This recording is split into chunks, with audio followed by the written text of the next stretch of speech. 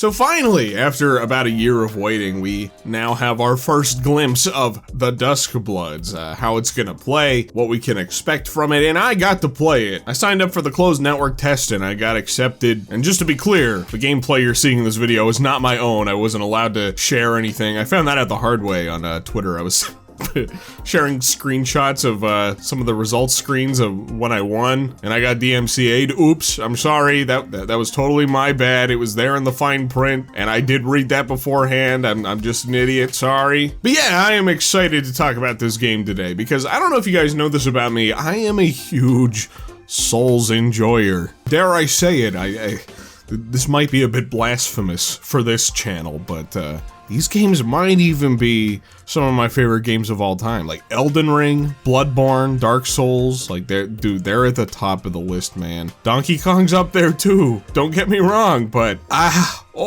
these games just do something to me. Now when Dusk Bloods was revealed, I was immediately intrigued because a Nintendo Switch 2 exclusive From Software game directed by Miyazaki himself. That alone just sounded like something that was never gonna happen. But here we are, lo and behold, it's real. So that kind of blew my mind. The second thing that blew my mind is that this game has an aesthetic that's very similar to Bloodborne, which is a game that I would love to see come back, but you know, Sony is just shitting the bed, as they seem to do lately. This game doesn't really share much with Bloodborne outside of the aesthetic and maybe some of the way the game feels, but the key early details that had me a little bit concerned were the fact that, like, this game was going to have a big PvP emphasis, and, well, the thing about PvP in Souls games for me, I just don't get into it that much. I really enjoy the single-player action RPG elements of the Souls games, and so I won't lie to you and tell you that I was jumping for joy when I found out that this game was going to be a PvP-focused venture by Miyazaki. I was kind of hoping for another single-player kind of action RPG experience for the Switch 2. I mean, that would have been cool, but this is a Miyazaki-led,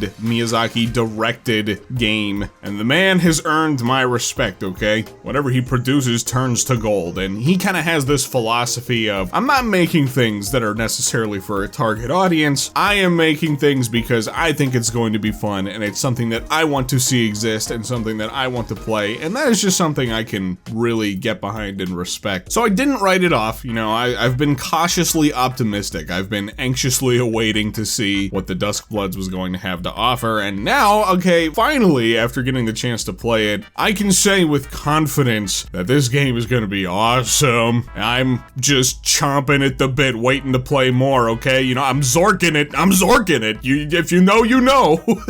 So the closest thing that I could compare the Dusk Bloods to would probably be Elden Ring Night Rain, but even that doesn't really, like, do it complete justice. I don't think there's really any one thing that I can compare this game to, because it's a very unique kind of experience, and it's definitely not like your typical Souls or From Software kind of game. You get to pick a character that comes equipped with their own unique set of, like, special abilities and all that kind of stuff, and your goal is to level up your character by running around and beating up enemies and bosses and stuff, and also gaining virtue. These are two separate points, but the virtue is your most important attribute to collect. That is going to help you get through each individual phase of this game. So in a sense, it's kind of like a battle royale. There's a little bit of a battle royale kind of element to it, where you are battling through these different phases. Phase 1 is all about leveling up your character and starting to collect your virtue, making yourself more powerful for round 2, where at the end of round 2,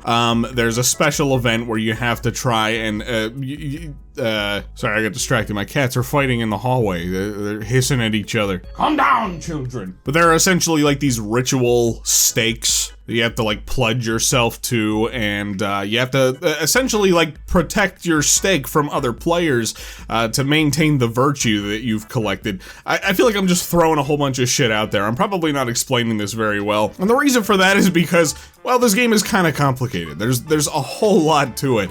Whenever I first began, it does offer you tutorials to kind of help familiarize yourself before you get into the regular online PvP matches. But man, it throws throws a whole lot of shit at you right from the get-go. I was pretty overwhelmed, and like I was even initially thinking like, I don't know if this is gonna be for me yet. I'm like, Just for full transparency, I really only got to play 2 of the different play tests that happened out of like the, I don't know, 5 or 6 or however many there were. But the first one, a lot of it was just spent, you know, familiarizing myself with the game and the elements and all that kind of stuff. It did take a majority of the play tests for it to really start to hook me in. By the end of the first play test, I was really starting to get a feel for it. I was really starting to get into the entire, like, gameplay loop. By the time I got to get into another play test, yeah, I was pretty much sold at that point. It's a very fun and very addictive gameplay loop. So yeah, you know, again, like I was saying, there's a couple of different phases that you sort of play through. It's like 3 different phases. By the end of the second night, depending on how much virtue you've collected, there's a chance that you may not make it another night. You have to get to a certain amount. You have to be in like the top, like, I don't know, 5 or so players, I think. No, top 3? I don't know, the top couple of players to move on to the 3rd phase, or else you will be culled, and well, that's gonna be the end of your run. Each round doesn't last that long either. I mean, it's not like Night Rain where you feel like you have a little more time to work with. And initially, I wasn't super into that because I didn't feel like there was a whole lot I could get done over the course of each phase in Dusk of Bloods, but as I continued to play, it really started to click with me a bit more. It's a lot more fast-paced than Elden Ring Night Rain was. And honestly, I kind of came to appreciate that. It forced me to be a bit more deliberate about what I wanted to accomplish in each phase, you know? So first phase, I tended to prioritize just like killing a lot of smaller enemies and stuff to level up my character. I wasn't as worried about virtue. If I was able to get virtue, then great. If not, well, you know, I had the second round to accomplish that. And then yeah, in the second round, I would try to prioritize some more like the trespassers, which are like bosses that you can find over the you know, different locations in the arena. And then by the end, it was a mad dash to get to the ritual site to be able to try to you know, again, pledge to those whatever they are, virtue stakes. And so then if you manage to survive the second and third phases, you are entered into a final battle in a little arena against 2 other players. So it's like, you know, three people in the arena all against each other. And it's up to you to take the abilities that you've earned and try to be victorious. From what I understand, this isn't the only event that can take place at the end. There's actually kind of a couple of different ones that can take place, but this is all that there was in this network test. So in a way, in a weird kind of way, it's a little bit like Kirby Air Ride. You get like a random event at the end that you get to take all the stats that you've earned over the course of your gameplay and then kind of apply them to whatever sort of random event that you get thrown into. Which, by the way, yeah, there are other stats that you collect over the course of each phase as well. It's kind of like a little bit of, I don't know, there's some like light roguelike elements to it. You know, players and bosses and stuff that you kill will give you different attributes, such as like, you know, more damage or better resistance to different kinds of ailments and all that kind of stuff. So again, really fun, really addicting. There's a good handful of different characters that you can select from too. I found myself really enjoying Zork. That guy is so much fun. What a legend. I won a couple of games with him. The very final round that I played with him before the end of the play test, it was crazy. I was on the back foot by the guy with like the axe who shoots flames out of his hand, and he was up my ass. I couldn't do anything. I was trying to unleash my abilities and just like, no, he was like constantly putting pressure on me. I couldn't do anything. And it was getting down to the wire. I was on my, you have 2 lives in the final battle, and I was down to my last one, and my health was starting to get low. I couldn't heal because he was just up my ass, and that was when I suddenly remembered. It was like I had an epiphany. I went into fight or flight, and I used my little parry ability that I have, and immediately like staggered him, and I just wailed on him and completely annihilated him. I won the final match. It was so exhilarating. I loved it. I love it so much. So yeah, let me talk about that just a little bit more too, the PvP kind of element of it, because like I mentioned, I'm not typically crazy about PvP in Souls games, and the reason for that is like the netcode is typically not amazing in these FromSoft games. Like, I don't know, PvP always felt more like a fun little cool option if you want to engage with it. I know that there are people who get more into it, but it's never been my cup of tea. But honestly, I had a great time with it here. I thought it was really well done. The online, as far as I could tell, it runs about as good as you could hope for it to. With new movement abilities and like just, I don't know, different kinds of abilities and specials at your disposal, it turned a lot of PvP and counters into just like, I don't know, these really fun little combat dances, you know, trying to outsmart your opponent and, you know, take them down before they're able to murder you. Oh, that's another thing I should mention. Dear God. There's so much to talk about here, and like, it's hard for me to, I don't know, get it all out. You don't always just have to fight people. At any point during the 3 phases, when you encounter other players, you actually have the option to suggest forming an alliance with them, which is really cool. Like, there were many instances where I would just encounter a random player and we would start off by like attacking each other, and I would back off and be like, hey, you want to be friends? And they'd be like, well, hell yeah. And then we'd be teamed up. And so it was cool, it was fun. It gives you a little bit of an edge then over some of the other players who maybe decide not to team up. But on top of having player buddies, player alliances, you can also get, I don't know, what do you call them? Buddies?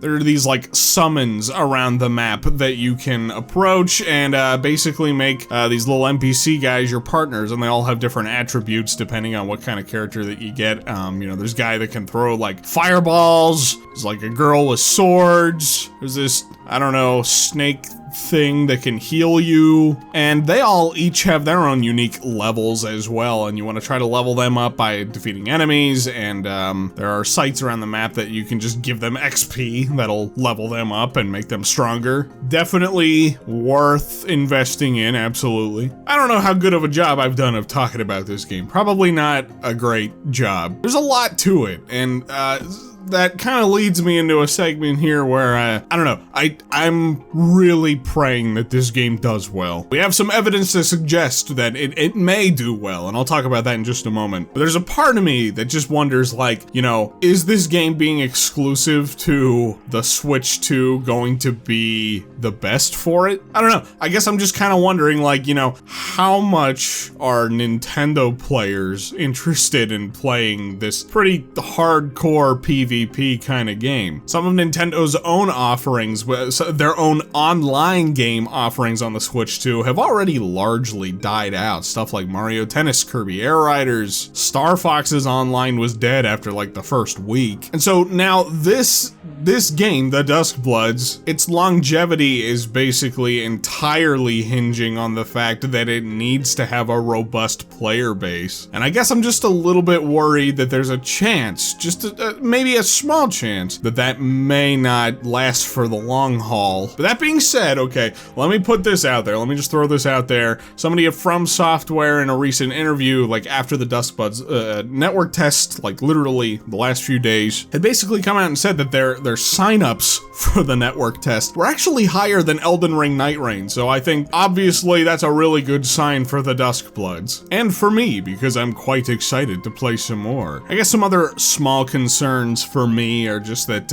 you know, I'm hoping that there's enough variety and reason to continue revisiting this game, because like as it is, you know, and again, this is just the network test, so I'm assuming this is probably a very small slice of what the full game is going to be like. But the entire, like, gameplay loop of it is getting strong enough to, well, defeat other players. There's not really like a huge hook as far as like progression and all that kind of stuff goes, aside from just like leveling up your own personal skill ceiling, I guess. And I am curious to know like if that's going to be enough to continue keeping this game interesting for me and for players, and, you know, just is that going to be enough to make you want to continue to revisit it? I don't know. But again, this is really just a small slice. I mean, they have confirmed that there's much more to it than than we're seeing right now. So there's also a pretty small selection of bosses on the field, like throughout each of the 3 different phases. So I am hoping that there's some more variety there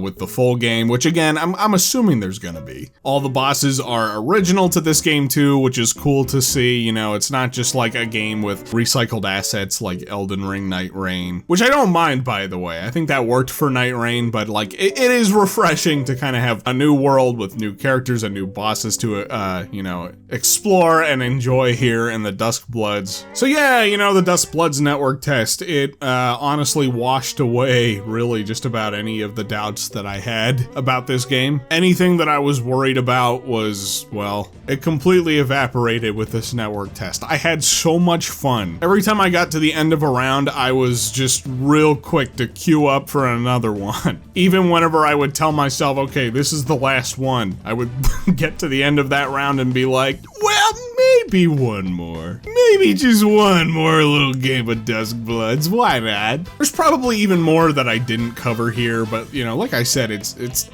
I don't know, it's kind of complex, and I'm a few days removed from the network test now. I only got to play it for a couple of hours, so I'm still like, even now, trying to remember and, I mean, even like learn some of the things. I was still learning new things about this game by the end of the network test, you know what I mean? I wish I could have played for more sessions, but, well, it just didn't work out. I was busy this past weekend. All I know is I hope we get that release date soon. I'm sure there's probably a Nintendo Direct right around the corner. It's almost September. Jesus, what happened to this summer, man? It makes me sad. I love the summertime. I hope this game does well. I hope it comes out and really just knocks our socks off. I'm excited to play more. I really cannot wait to get my hands on it. It's nice to have a Nintendo exclusive to be pretty excited for this year. I can't really say I've had that too much with any of the other Nintendo games this year. Like, it was like, I was interested, I picked them up, and some of them even really surprised me, and I had a great time with, but I can't say I was like, you know, clamoring for any of them, you know? I wasn't just shitting my pants in excitement for Yoshi's Funny Book, even though I ended up really loving that game. But this is a game that finally I can like really be excited for. Honestly, just the state of gaming in general really sucks as far as having games to look forward to. Gaming is just kind of ass right now. Anyway, that's